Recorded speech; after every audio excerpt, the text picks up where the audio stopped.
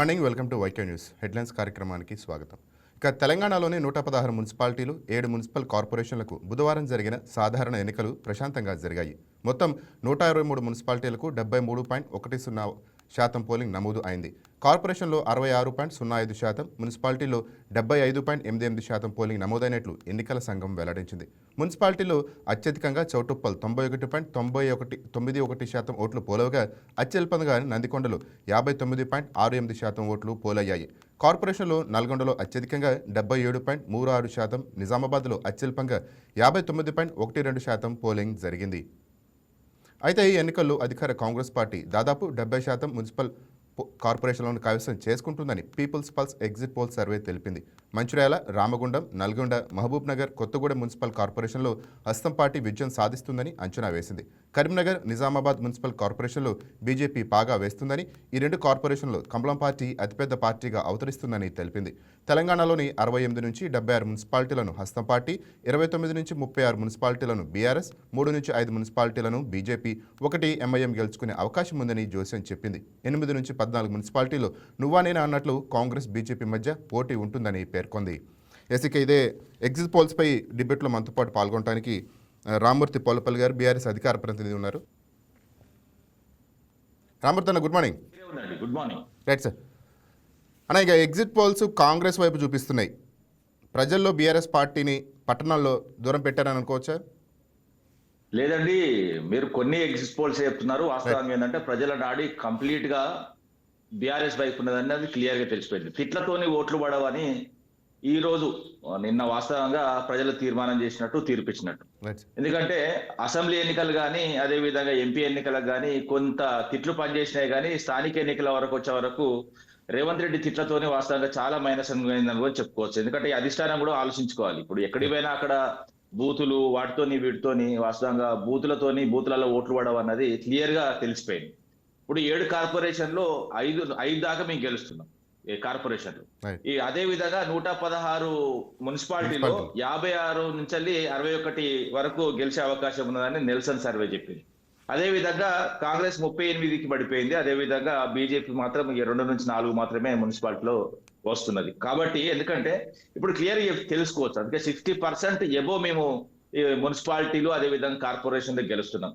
అదే విధంగా ఏదైతే నోరు మంచిది అయితే ఊరు మంచిది అయితే అంటాడు. ఫస్ట్ నోరు మంచుకుండాలి. నోరు మంచుకుంటే ఎక్కడైనా కూడా నీకు ఊర్లు కానీ, అదే విధంగా నగరాలు కానీ, లేకపోతే ఏదైనా కూడా మీకు మంచి ప్రతిస్పందన లభిస్తుంది. కానీ మొన్న చూసాం 4035 గ్రామ పంచాయతీ గెలిచినాం బీఆర్ఎస్ పార్టీ.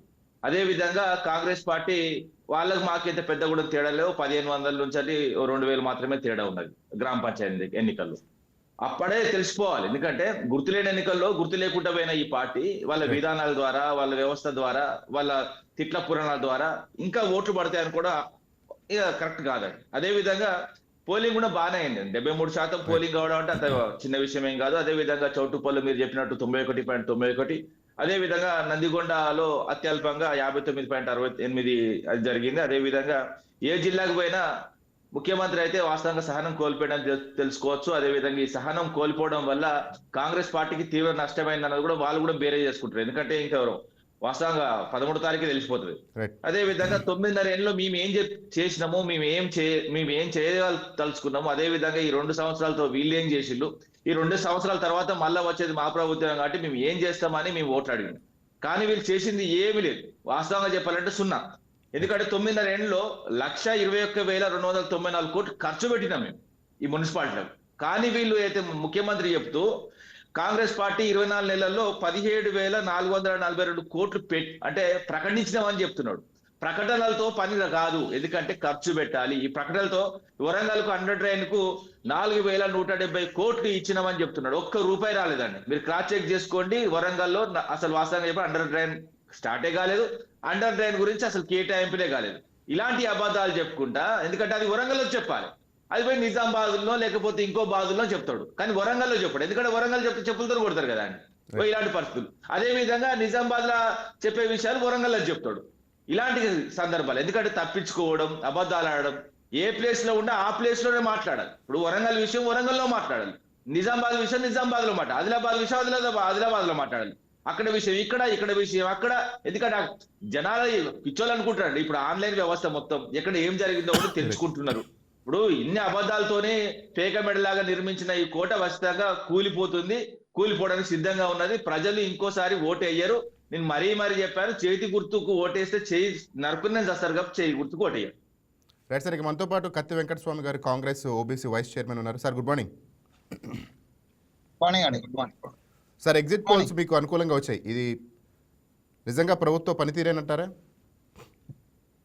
రకరకాలైనటువంటి కారణాలు ఉంటాయండి. ప్రభుత్వ పనితీరు, ప్రస్తుత పనితీరు ఉంటది. ఓవరాల్ గా భవిష్యత్తును దృష్టిలో పెట్టుకొని కూడా అధికార పార్టీ నుంచి ఇప్పుడు జనరల్ గా ఉన్నటువంటి పరిస్థితే కదా. ఇప్పుడు గతంలో మనం చూస్తే చాలా మంది ఎమ్మెల్యేలు అంటే ఎమ్మెల్యేలను చేంజ్ చేసుకోవడంలో 2 టర్ములలో టిఆర్ఎస్ పార్టీకి సంబంధించిన పెద్దలు చెప్పినటువంటి ఒక ప్రధాన కారణం ఏంటంటే మొత్తం అభివృద్ధి, కేసీఆర్ యొక్క అభివృద్ధిని చూసే మొత్తం జైన్ అవుతున్నారనే చెప్పినారు.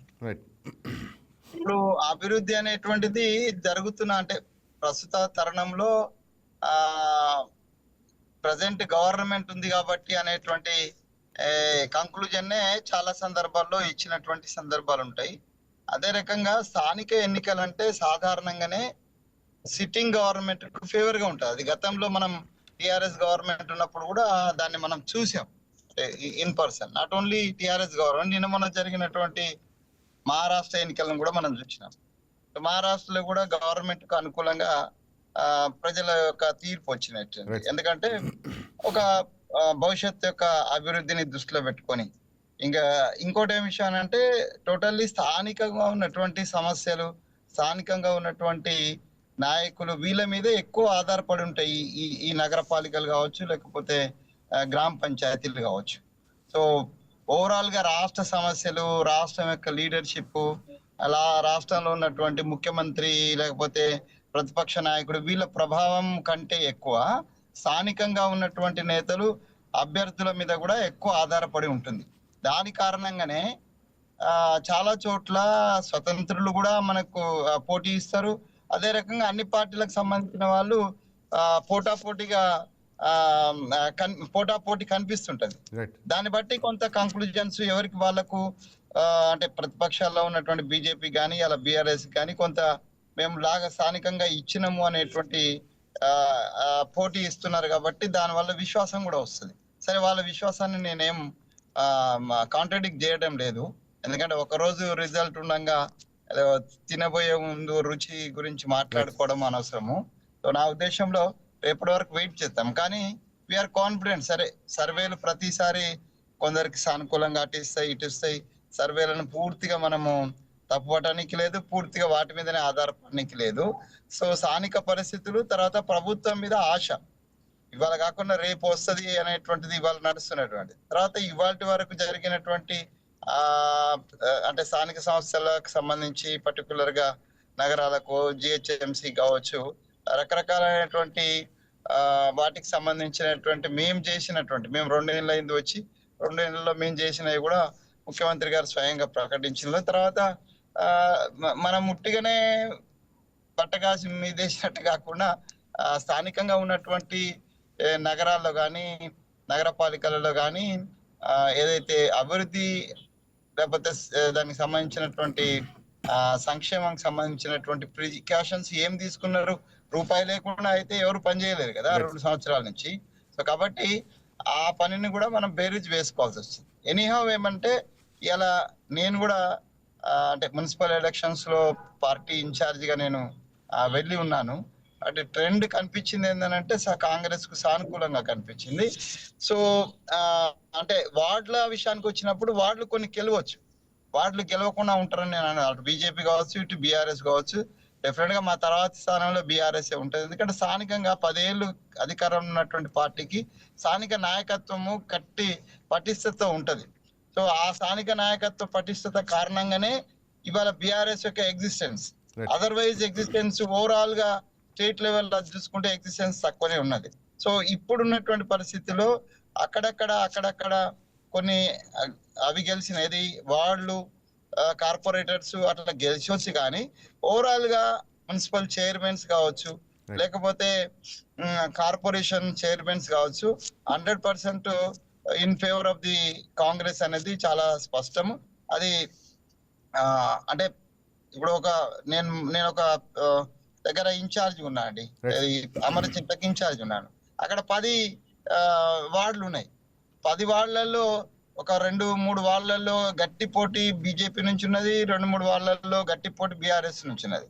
బట్ ఓవరాల్ అలా కనిపిస్తే నాకు అల్టిమేట్ గా 6 వస్తే చాలు. సో 6 ఇట్లా స్పష్టంగా 6 నుంచి 7 అక్కడ కాంగ్రెస్ ఫేవర్ గా కనిపిస్తున్నాయి. కాబట్టి అక్కడ మీకు ఆడ టిఆర్ఎస్ లేదు అనడానికి లేదు, ఎందుకంటే 2-3 ఇట్లా గట్టి పోటీలో వాళ్ళు ఉన్నారు, మిగతా వాటిలో కూడా పోటీ చేస్తారు. అట్లా బీజేపీ కూడా అంతే. సో అక్కడ అల్టిమేట్ గా వచ్చేది ఏంటంటే ది చైర్మన్ పొజిషన్ అనేటువంటిది దాదాపుగా 90%, 80 నుంచి 90% వరకు మా వైపు ఉండే అవకాశం ఉన్నది. కొంత స్వతంత్రుడు గెలిచిన వాళ్ళు కూడా సాధారణంగానే అధికార పక్షంలో చేరుతారు. కాబట్టి డెఫినెట్ గా వి may cross 90 to 100 municipalities. And నేను అనుకోవడం ఒక నిజామాబాద్ లో కొద్దిగా హంగ్ అది కనిపిస్తుంది.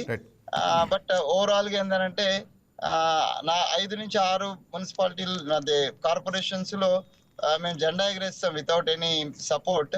బట్ రెండిట్లలో మాత్రం డెఫినెట్ గా అంటే కరీంనగర్ అండ్ నిజామాబాద్ లో కొంత హంగ్ కనిపిస్తున్నాయి. దానికి కారణం ఏంటంటే కొంత లోకల్ గా భారతీయ జనతా పార్టీ వాళ్ళు కొంచెం ఇక మతం పేరు చెప్పి దాని పేరు చెప్పి కొంత రెచ్చగొట్టడం అయితే జరిగింది. దాని యొక్క ప్రభావం ఉంటుంది, ఎందుకంటే అక్కడ ముస్లిం అదిగా ఉన్నది. వాళ్ళకు తోడుగా ఎంఐఎం వచ్చి కూడా కూర్చున్నది వాళ్ళకు. సో ఎంఐఎం కూడా ఓట్లు తీలుస్తుంది.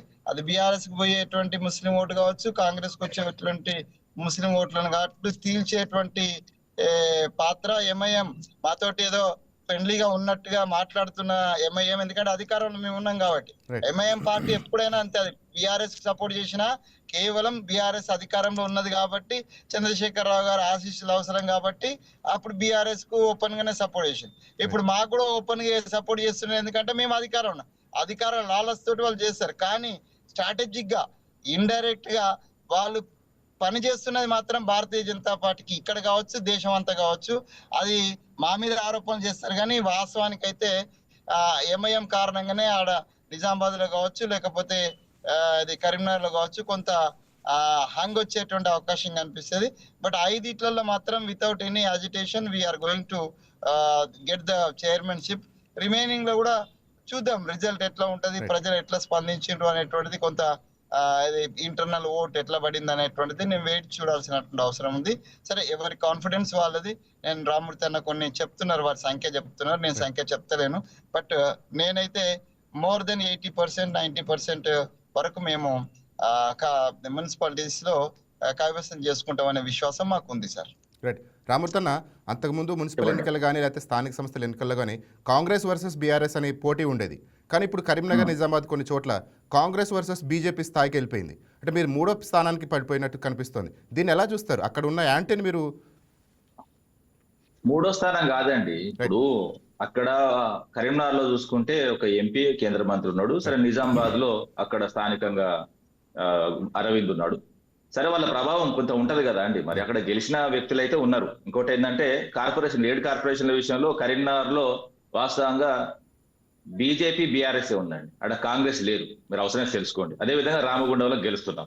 నిజామాబాద్ లో కూడా బీజేపీకి మాకే ఉన్నది, అంతే తప్ప అక్కడ కాంగ్రెస్ సరిగ్గా కరెక్ట్. ఇంకోటి ఏంటంటే వాళ్ళ కమిట్మెంటో లేకపోతే ఇంకేందో కూడా మనం కొంచెం తెలుసుకోవాలి. ఎందుకంటే ఏదైతే వాస్తవంగా బీజేపీ బలంగా ఉన్న కాడ కాంగ్రెస్ పట్టించుకోవడం లేదు, అక్కడ కాంగ్రెస్ కూడా చేతులు ఎత్తేస్తున్నారు. ఎందుకంటే వాళ్ళ అంతర్గత ఒప్పందమో లేకపోతే చీకటి ఒప్పందం. అదేవిధంగా మహబూబ్ నగర్ కూడా మేము గెలుస్తున్నాం, అదేవిధంగా మంచిర్యాల కూడా గెలుస్తున్నాం, కొత్తగూడెం కూడా గెలుస్తున్నాం, నల్గొండలో కాంగ్రెస్ మాకున్నది. ఇది కొంత చూసుకోవాలి, ఎందుకంటే ఇక్కడ కూడా బోటాబోటే ఉన్నది. అంత పెద్దగా వీళ్ళు వన్ సైడ్ వస్తాయని ఎలక్షన్స్ అయితే కాదండి. ఇంకోటి ఏంటంటే ఇప్పుడు మున్సిపాలిటీలలో కూడా దాదాపు 60-61 దాకా మేము గెలిచే అవకాశం ఉన్నది. సో 60% మీకు దాటుతున్నాం.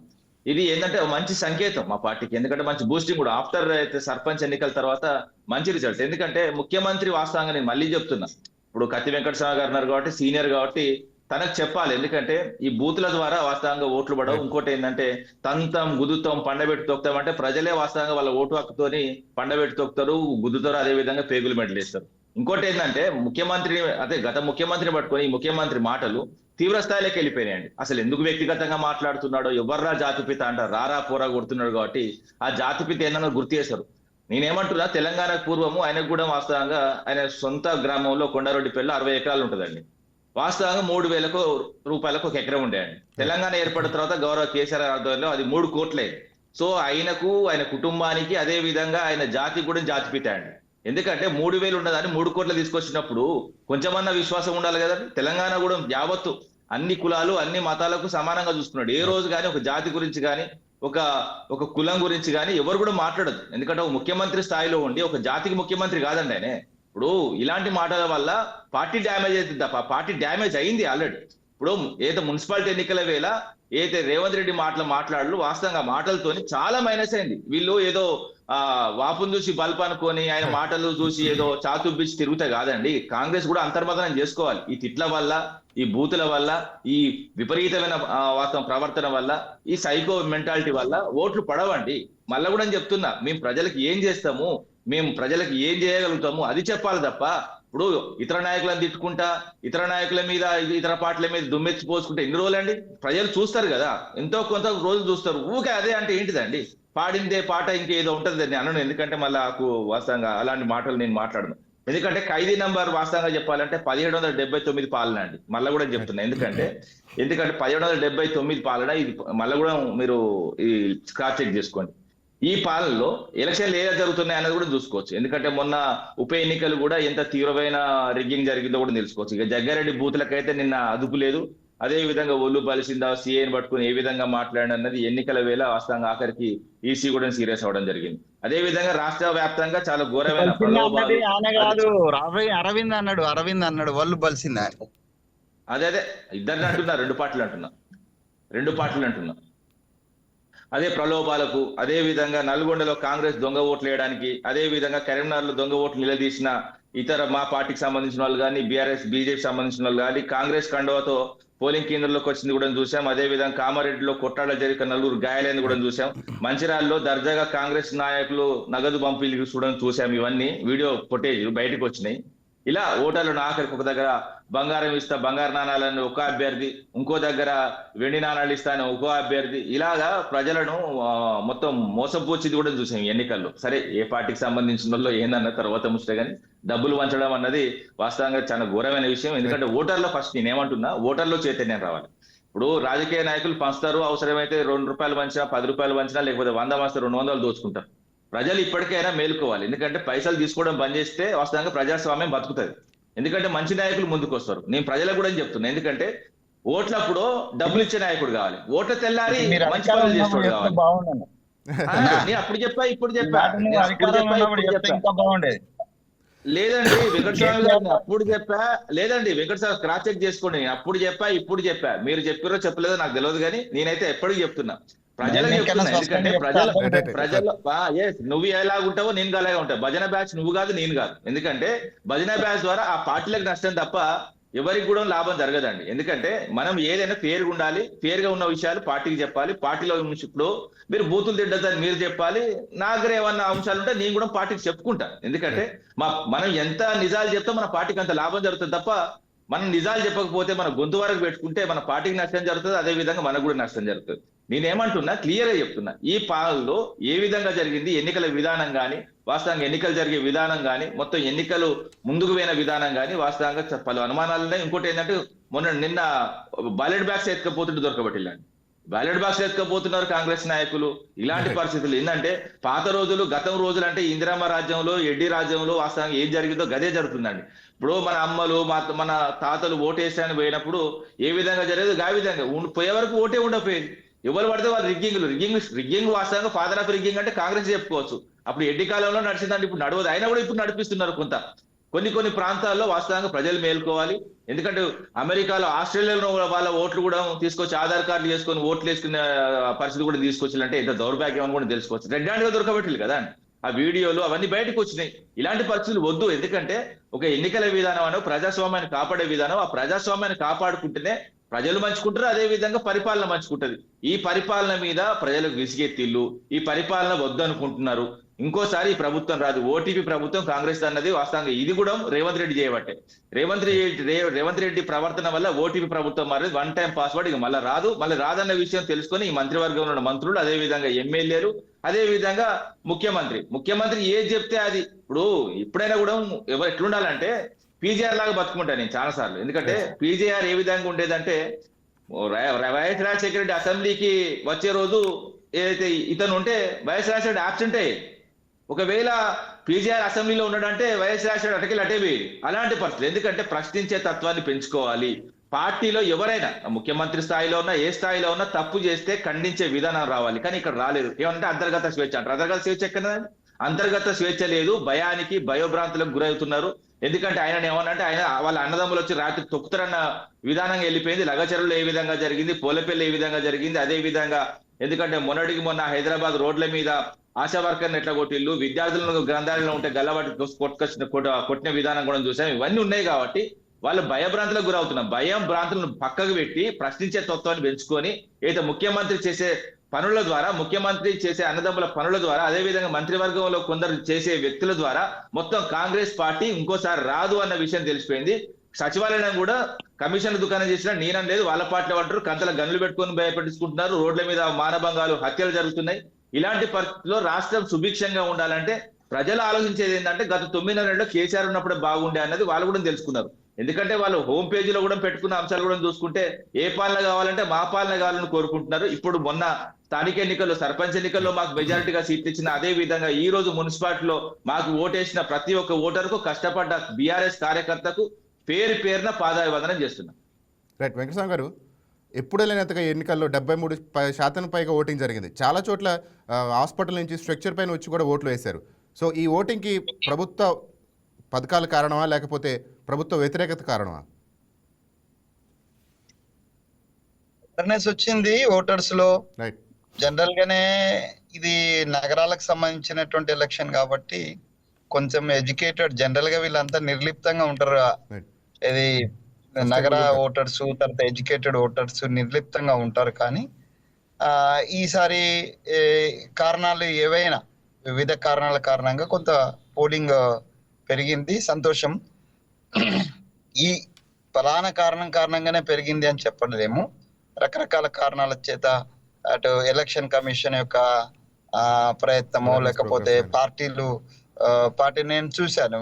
అంటే ఇక్కడ ఎక్కడో అంటే ఆ ఊరికి సంబంధించినటువంటి వ్యక్తులు ఎక్కడో హైదరాబాద్ లో ఉన్నా, లేకపోతే మహబూబ్నగర్ లో ఉన్నా, లేకపోతే పక్కన ఇంకో వనపర్తిలో ఉన్నా కూడా పిలిపించాలనేటువంటిది ఒక యోజన నేనే స్వయంగా ఉన్నాను.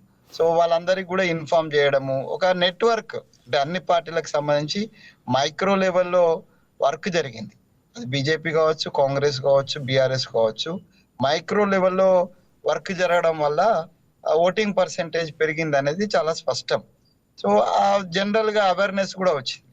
బట్ అన్నిటికంటే ఇంకో కారణం కూడా ఉందండి, డబ్బుల కారణం ఉందండి. ప్రతి పార్టీ కూడా డబ్బులు పంచకుండా ఈ రాష్ట్రంలో ఏ పార్టీ లేదు. గుణమే చేసుకొని చెప్పుకుంటే, సో రామూర్తి అన్నతో నేను 100% ఎక్కిపోయిస్తున్నా. ప్రజలు ఉండాలి, పైసలు తీసుకోకుండా ఓటేసేటువంటి పరిస్థితి లేదండి. నేను మళ్ళీ పోటీ చేయాలా వద్దా అనేటువంటి చర్చ వచ్చినప్పుడు నన్ను అన్నారు, అన్న పైసలు లేవు కదా అన్న, నువ్వు పంచవు కదన్నా, నీ దగ్గర పైసలు ఉన్నా కూడా పంచవు, లేకుంటేనే లేవు నీ దగ్గర, ఉన్నా కూడా నువ్వు పంచవు అనేటువంటి ఒక నిర్ణయం తీసుకున్నావు. సో కాబట్టి నువ్వు ఎలక్షన్ లో వస్తే మన వాళ్ళే, మన బంధువులే, మన అన్నదమ్ములే ఓటేసే పరిస్థితి ఉండదన్నా అని రామూర్తి గారు లాంటి ఒక మిత్రుడు నాకు సలహా చెప్పినాడు. సో ఇది ప్రజాస్వామ్యంలో ఉన్నటువంటి దౌర్భాగ్య పరిస్థితి. ఈ దేశంకి ఇట్లాంటి దౌర్భాగ్య పరిస్థితి వస్తుందని ఒక ఇంటెలెక్చువల్ ఎన్నడూ కూడా ఊహించలేదు. సో అంతటి అంటే నేను పెరిగిన వాతావరణం కూడా ఇట్లాంటిది కాదు. సో దౌర్భాగ్య స్థితి అయితే ఉంది. సో ఇవి అన్నిటికంటే అదే పెద్ద కారణం అవుతుంది. సో ఎనీహౌ ఎలక్షన్ కమిషన్, ప్రజాస్వామ్యం అని మనం గొప్పగా చెప్పుకునే దాంట్లో పోలింగ్ పర్సెంటేజ్ పెరిగితే అందరం కూడా అప్రిషియేట్ చేస్తాము. సరే, కారణాలు ఏమైనా కూడా ఎట్లున్నారంటే మీరు ఏమన్నా చేయండి, మీకు ఎట్లా వచ్చినాయి పైసలు, మీరు బ్యాంకు దోసుకొచ్చిందా లేకపోతే ఎవరైనా చంపి తీసుకొచ్చిందా పైసలు, మాకు ఇచ్చినా లేదా అనేటువంటి పైసలు ఇచ్చినా లేదా అనేది ప్రజల యొక్క యాటిట్యూడ్ ఉన్నది. సో ఇది ప్రజాస్వామ్యానికి, రాజ్యాంగానికి గొడ్డలు పెట్టైనప్పటికీ ఆ, ఆ, నేను శతకోట్లింగాలో బోల్డింగ్ నేనైతే రేవంత్ రెడ్డిని కాదు, కేసీఆర్ గాను దాన్ని ఇన్ఫ్లుయెన్స్ చేయడం, లేదా మోడీని కాదు. సో అట్లా పొజిషన్ లో ఉన్నటువంటి వాళ్ళే ఇవాళ ఇన్ఫ్లుయెన్స్ చేయలేకపోతున్నారు, వాళ్ళే దారి తప్పుతున్నారు. ఆ మోడీ నుంచి మొదలుకొని కింది దాకా అందరూ దారి తప్పేటువంటి పరిస్థితి, దారి తప్పిన పరిస్థితి ఉంది. నేను హ్యావ్ ఎక్స్పీరియన్స్ రామూర్తి అన్న. నేను నార్త్ ఈస్ట్ ఇండియా ఇన్ఛార్జ్ ఉన్నా. రైట్ త్రిపురలో ఇలా గవర్నమెంట్ లో ఉన్నటువంటి, త్రిపురలో గవర్నమెంట్ లో ఎమ్మెల్యేలుగా ఉన్నటువంటి వాళ్ళలో more than 70 to 80% leaders are belongs to the Congress party. వీళ్ళని ఎప్పుడు అని అంటే బిఫోర్ ఎలక్షన్స్ లోనే 10 లక్షలు కూడా చూడనని కార్యకర్తను, 10 లక్షలు కూడా చూడనటువంటి లీడర్ కు 10 కోట్లు ఇచ్చి కొన్నారన్న. అలా ఒక్క బీజేపీ అసలు కార్యకర్తనుడు, అలా బీజేపీ కార్యకర్తలు అందరూ కూడా నాకు తెలిసి ఇక్కడ ఈవెన్ తెలంగాణలో కూడా అసలు బీజేపీ వాళ్ళు ఇలా ఏడుస్తున్నారు, అసలు కాంగ్రెస్ వాళ్ళు ఇలా ఏడుస్తున్నారు, అసలు టిఆర్ఎస్ వాళ్ళు కూడా ఏడ్చినారు. ఉద్యమం కోసం నడుం బిగించిన వాళ్ళు నేను కూడా ఉన్నా. సో నేనైతే టిఆర్ఎస్ కార్యకర్తను కాదు, ఉద్యమకారుడిగా ఉన్నా. సో నేను కూడా బాధపడ్డా. అదే ఈ గవర్నమెంట్ వచ్చినాక ఏదో తెలంగాణ బిడ్డలో జరుగుతుంది అనుకుంటే తెలంగాణ ద్రోహులు, బట్టలు ఇడిపిస్తానని, బట్టలు ఇడిపిస్తా కొడకా నిన్ను అన్నాడు ఒక ఆయన. ఆయనను కూడా మంత్రివర్గంలో చేసుకున్నారు. మేము ఖమ్మం పోతామంటే మేము బార్డర్ దాటక ముందే మా వీపులు బల కొట్టించినటువంటి మహనీయుని కూడా మంత్రివర్గంలో చేసుకున్నారు మన అది కేసీఆర్ గారు. ఇవాళ మా పరిస్థితి అట్లనే వచ్చింది. దీనికి ఏం పెద్ద డిఫరెంట్ ఏం లేదు.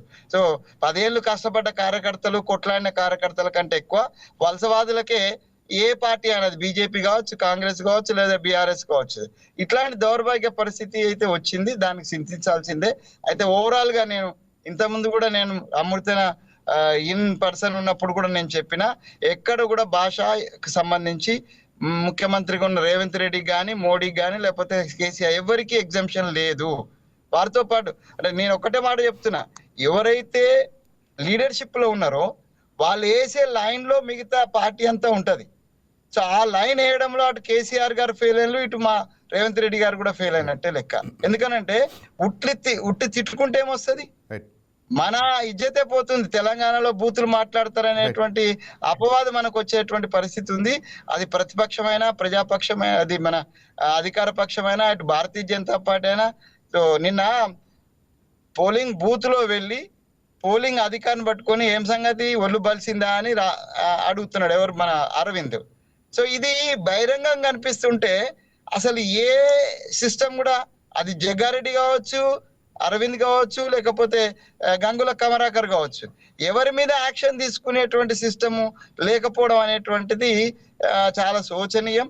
నాలాంటి వాడికైతే నేను అంటే ఈ రాజకీయాలను అసహించుకునేటువంటి పరిస్థితి ఉన్నది. సో దీని నుంచి మనం బయటపడాలి. దీనికి అన్ని వర్గాలు, అటు మీడియా కావచ్చు, మేము కావచ్చు, రాజకీయ పార్టీలు కావచ్చు, ఇవన్నీ కూడా ప్రయత్నం చేయాలా. సో ఎనీహౌ ఏందనంటే ఇవాళ 100% కాంగ్రెస్ కు 100% అయితే రావు, కానీ డెఫినెట్ గా 80 to 90% మున్సిపాలిటీస్, అదే విధంగా 90% వరకు 80 to 90% కార్పొరేషన్స్ మాకు వచ్చే అవకాశం ఉన్నది. మిగతా చోట్ల కూడా అవుట్ రైట్ గా బీజేపీకి, అవుట్ రైట్ గా టిఆర్ఎస్ కి వచ్చే పరిస్థితి లేదు. హంగ్ వచ్చే చోట్ల 2 చోట్ల ఉన్నది. అది కరీంనగర్ అండ్ మన ఇది నిజామాబాద్. ఇవి 2 కూడా ఈవెన్ మహబూబ్ నగర్ లో కూడా కొంత అవకాశం ఉన్నది. ఈ 3 చోట్ల కూడా ఏంటంటే ఇది కమ్యూనిటీ, ఏది మన ఇది రిలీజియస్ సెన్సిటివిటీ ఉంది ఈ 3 చోట్ల. దీన్ని భారతీయ జనతా పార్టీ ఎక్స్ప్లోర్ చేసుకోవడంలో చాలా సిద్ధాస్తం. నేను కూడా ఆర్ఎస్ఎస్ లో పనిచేసి వచ్చిన, సో కాబట్టి దాన్ని ఎక్స్ప్లోర్ చేసుకోవడంలో మన రామూర్తి అన్న, కాంగ్రెస్ వాళ్ళు రిగ్గింగ్ లో సిద్ధాస్తులు అంటారు, కానీ కాదు రామూర్తి అన్న, బీజేపీ వాళ్ళు రిగ్గింగ్ లో చాలా సిద్ధాస్తులు. ఎందుకంటే నేను ఏబీపీలో పనిచేసినప్పుడు మా కాలంలో ఎక్కడో 80s లో మన అది హన్మకొండకు సంబంధించి ఎంపీగా కమాలుద్దీన్ గారు పోటీ చేసిన సందర్భం ఏదో ఉంది. ఆ సందర్భంలో 10,000 ఓట్లను టార్గెట్ చేసుకొని రిగ్గింగ్ చేసినటువంటి చరిత్ర బీజేపీకి ఉంది. సో కాబట్టి రిగ్గింగ్ విషయానికి వస్తే ఎక్కడ ఎవరికి ఆధిపత్యం ఉన్నదో వాళ్ళు అట్లా చేస్తారు. అయితే ఇప్పుడున్న పరిస్థితిలో అంటే ఎలక్షన్ కమిషను, తర్వాత పోలీస్ వ్యవస్థ, ఉన్నటువంటి దృష్ట్యా అంత ఈజీ రిగ్గింగ్ అయితే కాదు. కానీ సరే ఎక్కడైనా 1-2 చోట్ల ఇక కండబలం ఉపయోగించి అది చేసి ఓవర్ యాక్షన్ చేసి మా పార్టీ వాళ్ళు చేయొచ్చు, వేరే పార్టీ వాళ్ళు కూడా చేయొచ్చు. అది నేనేం సమర్థించను, మా పార్టీ చేసినా ఎవరి పోయి చేసినా. సో ఓవరాల్ గా మున్సిపల్ ఎలక్షన్స్ యొక్క results definitely in favour of our party అనేది చాలా స్పష్టమైంది. రైట్ రామూర్తి అన్న, 10 ఏళ్ళు మీరు అధికారంలో ఉండి అభివృద్ధి చేసినా కానీ, అభివృద్ధి కనిపిస్తున్నా కానీ ఓటర్ మారిపోతే పొరపాటు ఎక్కడున్నట్టు? ఓటర్ ఎక్కడ మారండి. ఓటర్ ఇంత ముందులా లేడండి. చాలా తెలియకల్లోళ్ళు. ఇంకోటి ఏంటంటే వాళ్ళకున్నంత నాలెడ్జ్ వాస్తవంగా రాజకీయ నాయకులు కూడా లేదని చెప్పుకోవచ్చు. ఎందుకంటే ప్రజెంట్ రాజకీయాలు ఏ విధంగా మారిపోతున్నాయంటే గంటలలో నిమిషాల్లో మారిపోతున్నాయి ఇలాంటి పరిస్థితులు. ఇంతకుముందు కత్తి వెంకటస్వామి గారు మాట్లాడుతూ బూత్ల గురించి మాట్లాడారు. నేను ఏమంటున్నా అంటే మా గత ముఖ్యమంత్రి గౌరవ కేసీఆర్ గారు మాట్లాడిన ఉద్యమం సమయంలో వేరండి. 60 ఏళ్ళు అనగదొక్కిన తర్వాత 60 ఏళ్ళు నీళ్లు నిధులు నియామకాల విషయంలో చేసిన అన్యాయాన్ని, అదేవిధంగా పెద్ద మనిషి ఒప్పందాన్ని తుంగలో తొక్కినప్పుడు వాస్తవంగా ఆ కోపంలో వచ్చే మాటలు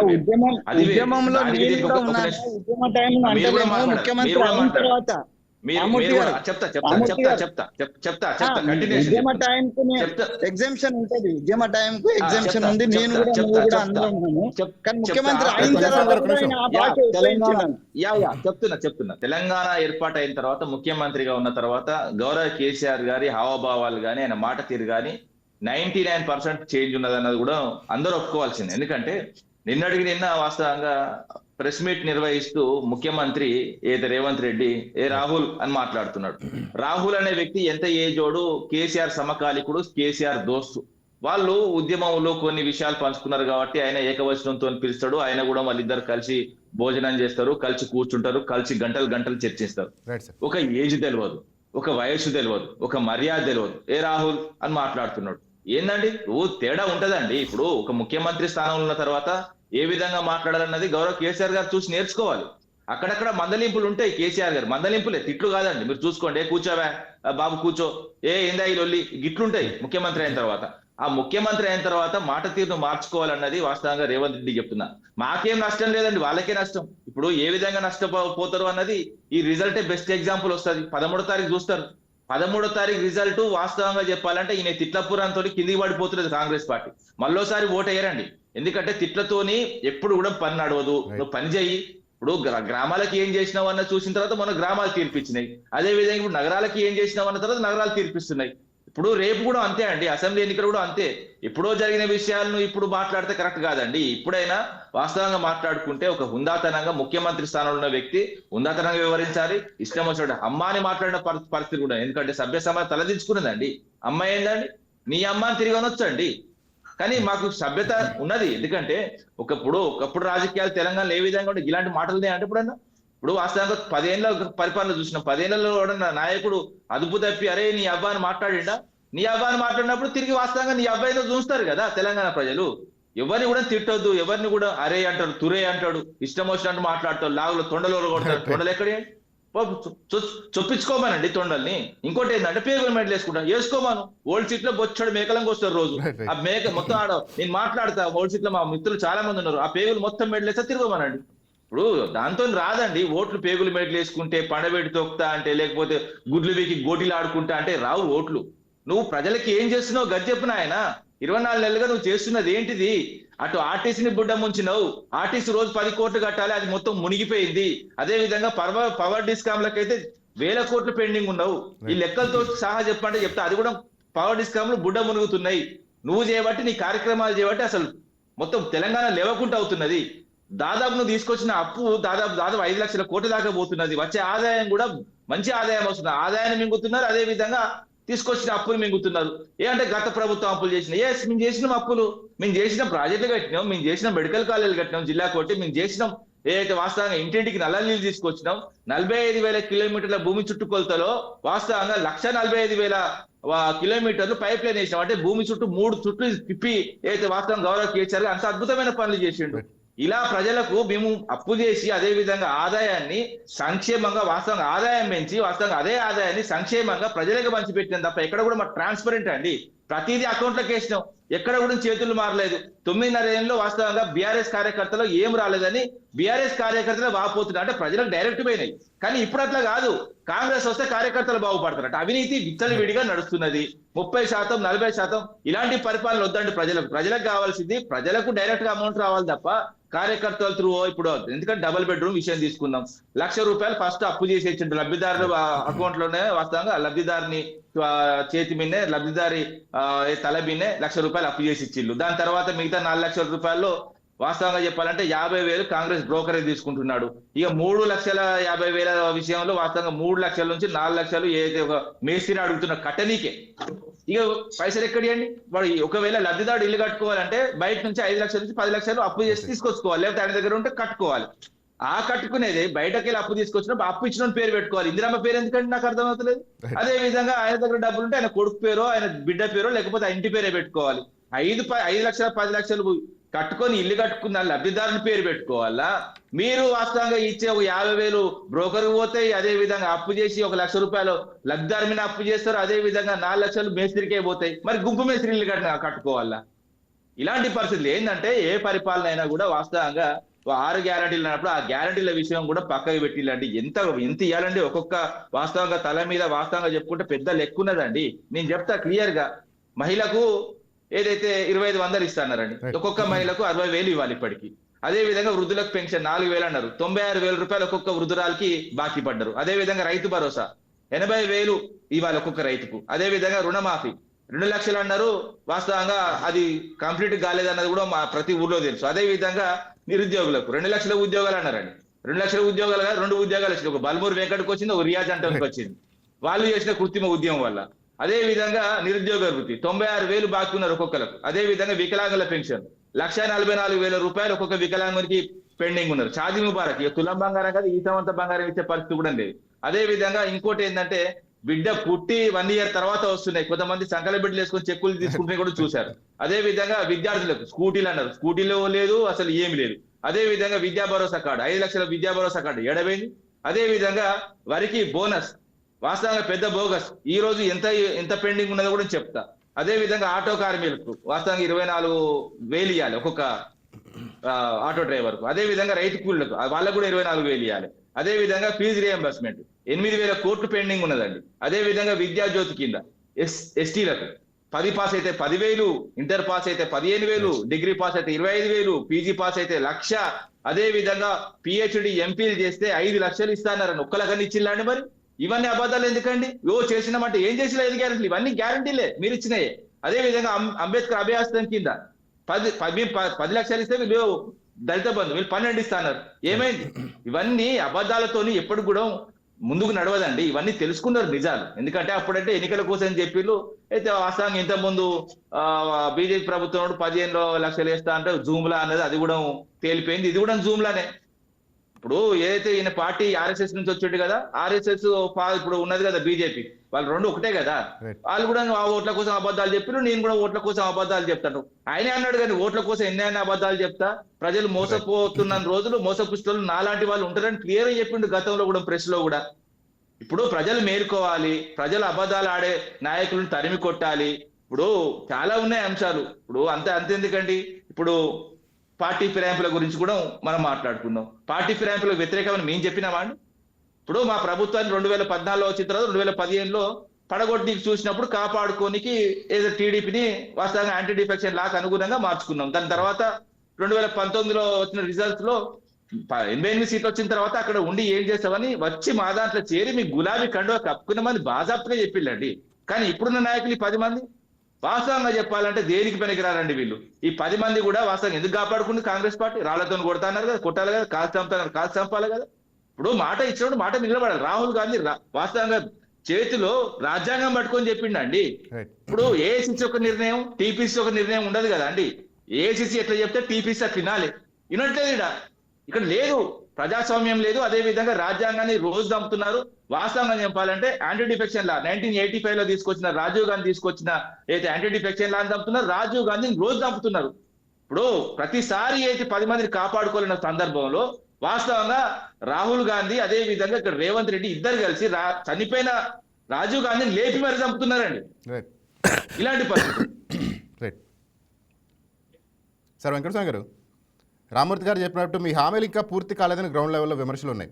అయినా కానీ ఓటర్లు కాంగ్రెస్ వైపు చూసుంటారంటారా?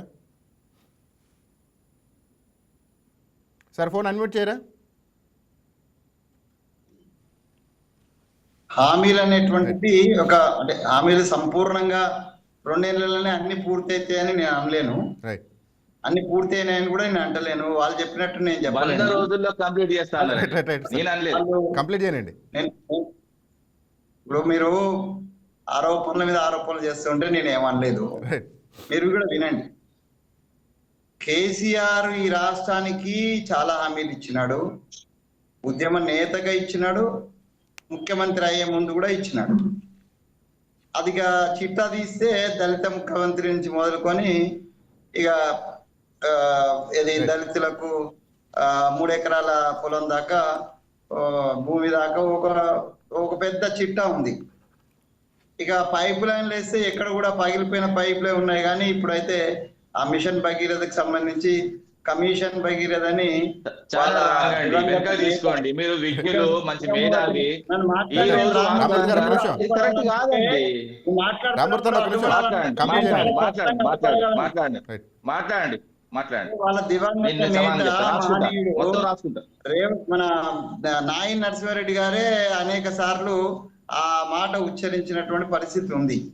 అసలు అప్పులు తీసుకొచ్చి కాళేశ్వరమో లేకపోతే ప్రాజెక్టులో కట్టినామని అంటున్నారు, కానీ కాళేశ్వరమే ఇలా ఎట్లా ఉన్నదో పరిస్థితి, దాని గురించి నేను ఎక్కువ చెప్పాల్సిన అక్కర్లేదు. దానికి బ్లాక్ లిస్ట్ లో ఉన్నటువంటి ఆనాటి కృష్ణారెడ్డి, ఈనాటి కృష్ణారెడ్డి, బ్లాక్ లిస్ట్ లో ఉన్న వాళ్ళని కూడా మనం తీసుకొచ్చి ఆంధ్ర అంటే తెలంగాణ ప్రయోజనాలకు ఏర్పడ్డ పార్టీ ఆంధ్ర ఆధిపత్య శక్తులకే మొత్తం దోచిపెట్టింది అనేది చాలా స్పష్టం.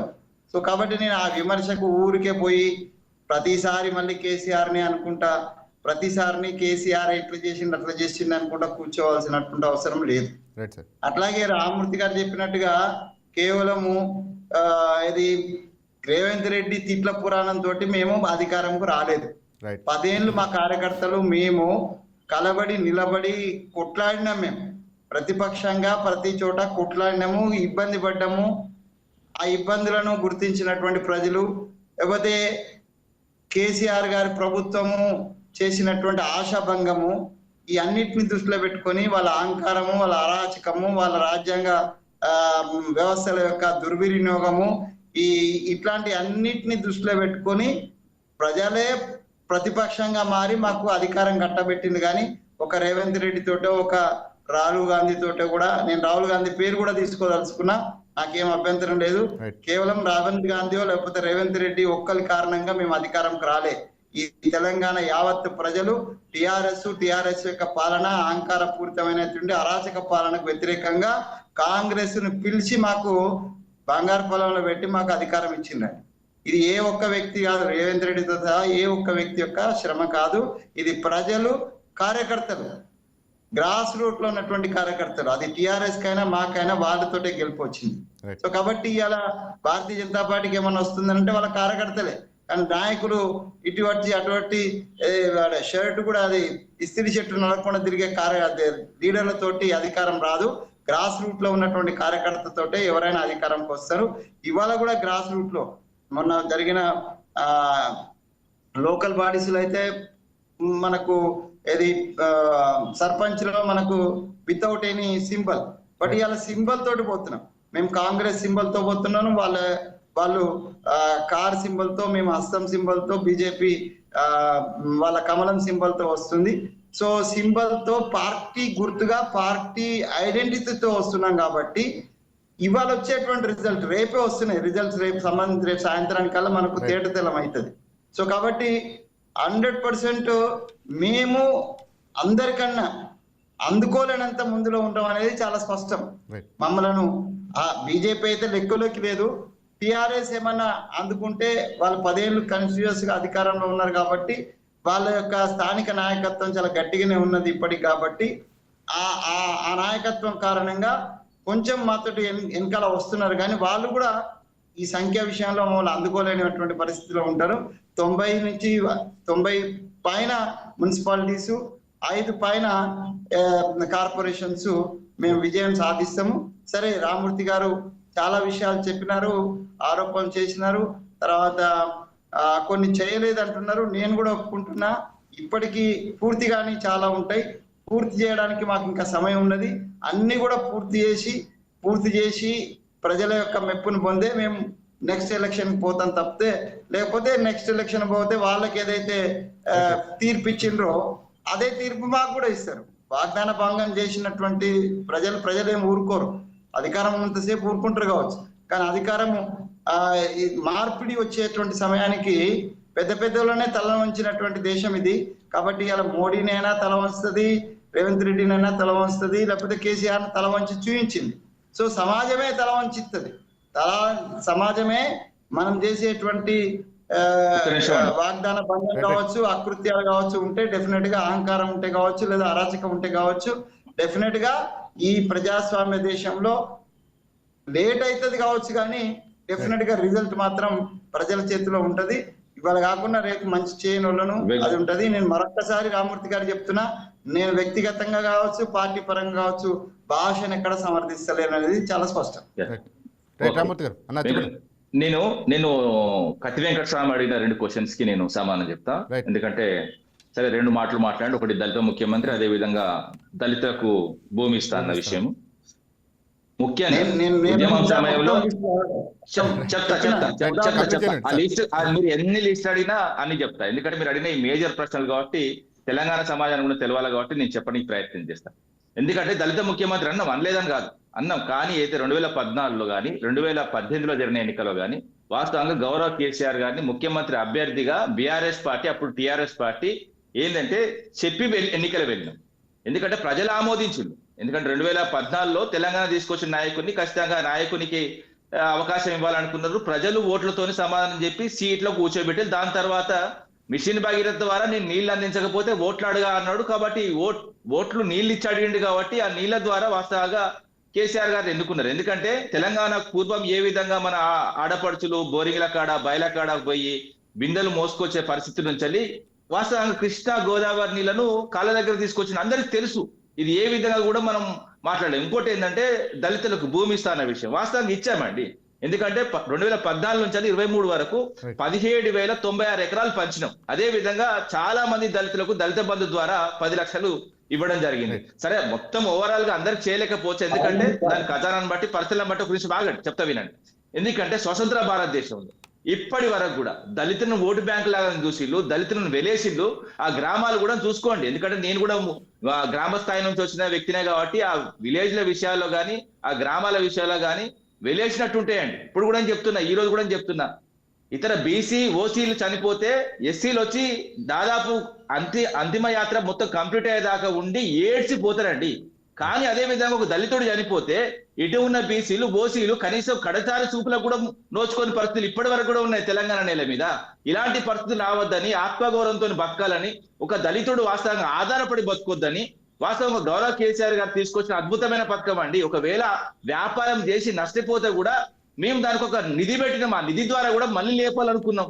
ఇలాంటి పరిస్థితి తీసుకొచ్చినాం. సరే, కొన్ని దిక్కుల సక్సెస్ కావచ్చు, కొన్ని దిక్కుల కొంతమంది లీడర్లు చేయబట్టి అక్కడక్కడ కొన్ని జరగవచ్చు. కానీ ఓవరాల్ గా వాస్తవం ఒక మంచి ఉద్దేశంతోనే మేము తీసుకొచ్చినాం. అదే విధంగా వాస్తవంగా పథకాల విషయం చెప్పుకుంటే, మా పథకాలు ఇప్పుడు ఇంకోటి ఏంటంటే, మేము చాలా చెప్పినవి చేసినాము, చెప్పినవి 2-3 చేయలేదండి, చెప్పినవి చాలా చేసినాం.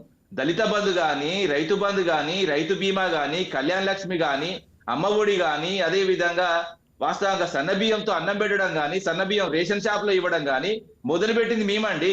ఇప్పుడు ఏదో వీళ్ళొచ్చి కాదండి, వీళ్ళ ముఖం చూసి విరబూసి వరి వండలేదండి. గత ఏంటంటే గోదావరి కృష్ణా మీద ప్రాజెక్టు కట్టడం వల్ల ఎన్ని ప్రాజెక్టులు కట్టినా కూడా చెప్తా లెక్కలతో. ఒకవేళ మీరు ఆ ప్రాజెక్టుల మీద మీరు సమావేశం ఏర్పాటు చేసినప్పుడు కానీ, డిబేట్ ఏర్పాటు చేసినప్పుడు విలువండి.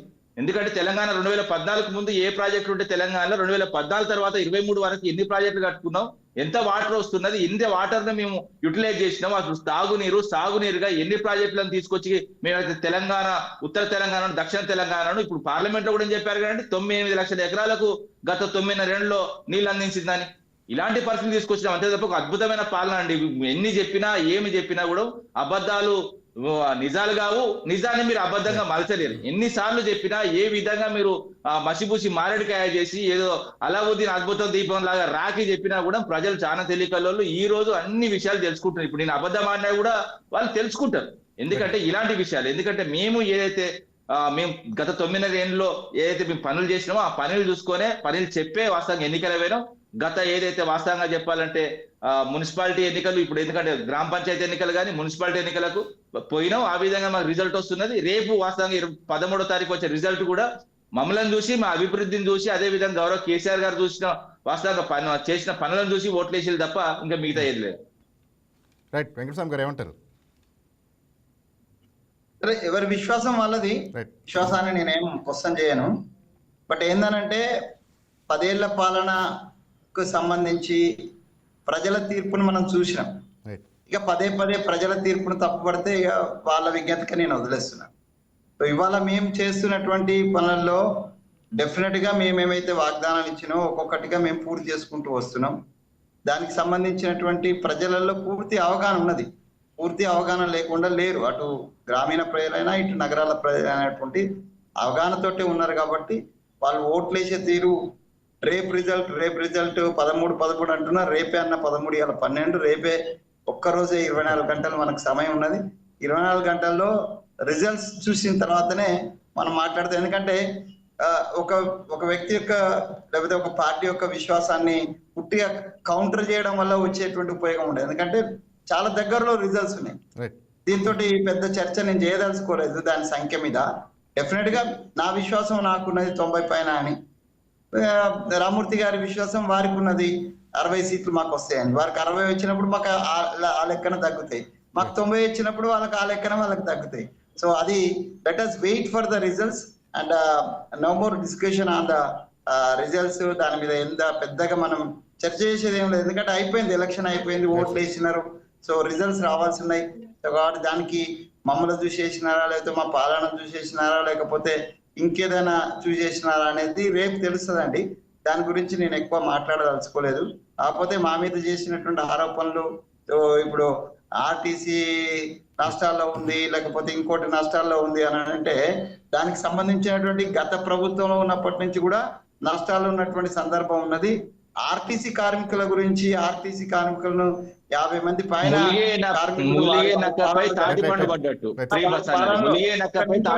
ఒక నిమిషం మాట్లాడి, నేను కూడా ఉద్యమకారునే అన్న.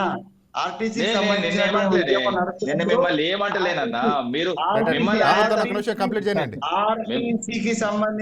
50 మంది పైన కార్మికుల యొక్క ఆత్మ హత్యలకు కారణము కేసీఆర్ గారికి ఆ పాపం తగిలింది అనేది చాలా స్పష్టము.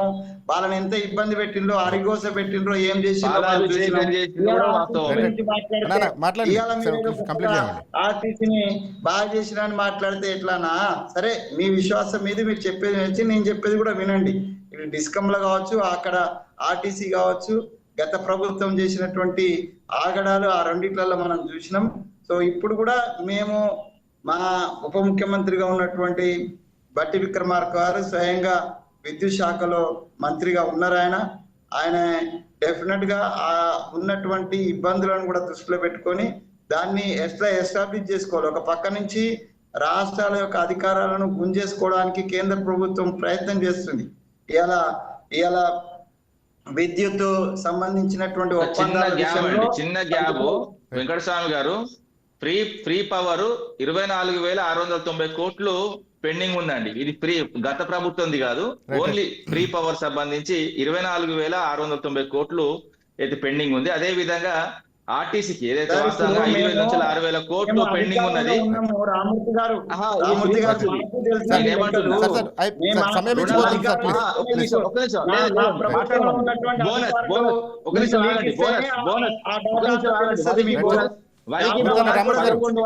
కోట్లు ఇంకా 3 ఏళ్ళ బోనస్ కూడా 1,160 కోట్లు పెండింగ్ ఉన్నదండి. మీరు ఎన్ని కుట్ర చేసినా, ఏం మాట్లాడినా 3 years మేము అధికారంలో ఉంటాము. మేము అన్నిటినీ సరి చేస్తాం. అది ఆర్టీసీ కావచ్చు, లేకపోతే డిస్కమ్లు కావచ్చు, లేకపోతే మిగతా రియంబర్స్మెంట్. రామూర్తి గారు, నేనే నేనే స్వయంగా రియంబర్స్మెంట్ విషయంలో నేను ఒక కంటిన్యూస్ విద్యా ప్రాసెస్ అండి. వ్యవస్థ ఫీజు నేనే రియంబర్స్మెంట్ పదే ఉండగా నేను కూడా నేనే చెప్తున్నా. పదే గుర్తు చేస్తున్నా. నేనే పదే గుర్తు 5 రూపాయలు ఉంటే దాన్ని 1000 గుర్తున్న రామూర్తి ఒక నిమిషం కంప్లీట్ చేయండి కంప్లీట్ చేయండి. మమ్మల్ని చెప్పలేండి దయచేసి.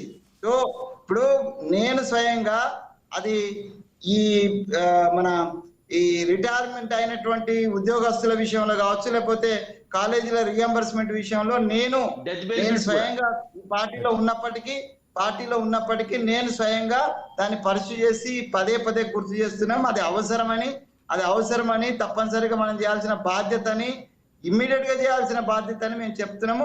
సో ఒక్కొక్కటిగా మేము పూర్తి చేస్తాం. డెఫినెట్ గా పూర్తి చేయకపోతే ప్రజలు నిర్ణయం తీసుకుంటారు, పూర్తి చేస్తే ప్రజలు నిర్ణయం తీసుకుంటారు. ప్రజలకు ఇంకా 2.5-3 సంవత్సరాలు సమయం ఉన్నది. ఈ లోపు మేము చేయాల్సినటువంటి అన్ని పనులను పూర్తి చేసేటువంటి గత ప్రభుత్వము రూపాయి లేకుండా, బొక్కసంలో రూపాయి లేకుండా అన్ని వాళ్ళ జేబులలో వేసుకొని ఇద్దరికి డిబేట్ లో పాల్గొన్నందుకు. రైట్ టీవీ అప్డేట్స్ చూస్తూనే ఉన్నాడు వైకే న్యూస్, ఇది తెలుగు వారి గుండె చెప్పు.